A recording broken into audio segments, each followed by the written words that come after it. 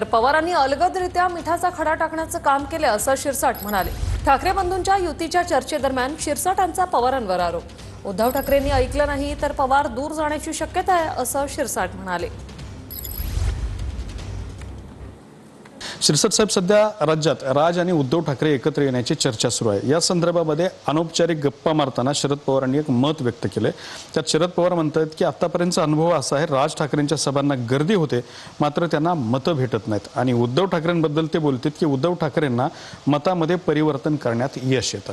शरद पवारांचं मत आहे। मग नक्की आता त्याच्यातून काय बोध घ्यायचा हे ठरलं पाहिजे ना। युतीचे दोन नेते, समजा उद्धव ठाकरे असतील, राज साहेब असतील, ते एकत्र यायचं तर त्यांचा प्रोसेस सुरू आहे असं म्हणतात। मला वाटत नाही, आजही वाटत नाही ते एकत्र येतील म्हणून, परंतु ह्या चर्चा ते घडवत आहेत। आणि एकीकडे शरद पवार साहेब म्हणतात की राज ठाकरे यासाठी नको आहे, असाच त्याचा अर्थ होतोय की त्यांच्या सभेला गर्दी होते परंतु मतात परिवर्तन होत नाही। म्हणून मिठाचा खडा टाकायचं काम शरद पवारांनी अलगद केलेलं आहे, हे लक्षात घ्या। आणि तरी उभाठाने जर ते ऐकलं नाही तर शरद पवार साहेब त्यांच्यापासून दूर जाण्याची शक्यता नाकारता येत नाही। हा त्याचा अर्थ आहे, हा एक इशारा आहे। हा त्यांचा इशारा दिलेला आहे ना त्याने। लाडकी बहीण योजनेच्या आर्थिक तरतुदीसाठी सरकार सक्षम आहे, लाडकी बहीण योजना बंद पडणार नाही असाही पुनरुच्चार शिंदेंनी केला आहे। 100% खरं आहे। लाडकी बहीण योजना आणली कोणी? एकनाथ शिंदे साहेबांनी। आणि त्या योजने जेव्हा आणली त्या टायमाला त्याचं इम्प्लिमेंट सुद्धा त्या धडाक्यात केले गेलेलं आहे। म्हणून ती योजना बंद होणार नाही, त्याची तरतूदही केली जाईल।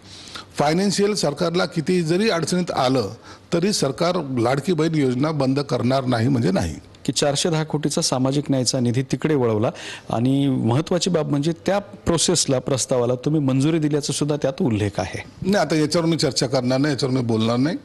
अखेरला मुख्यमंत्र्यांनी घेतलेला तो निर्णय आणि ते जे निर्णय घेतील त्याला मला मान्यता देणे गरजेचं आहे। काल इम्तियाज जलील यांनी तुमच्यावरती काही एका जमीन घोटाळ्यासंदर्भातले, जमीन घोटाळा म्हटले नाहीत ते, मात्र त्याचं रिझर्वेशनचं डिरिझर्वेशन करून ते तुम्ही तुमच्या मुलासाठी प्लॉट घेतला आणि त्या ठिकाणी दारूचा कारखाना काढतोयात असा त्यांचा आरोप आहे। त्या सगळ्या आरोपाचं उत्तर मी देणार नाही।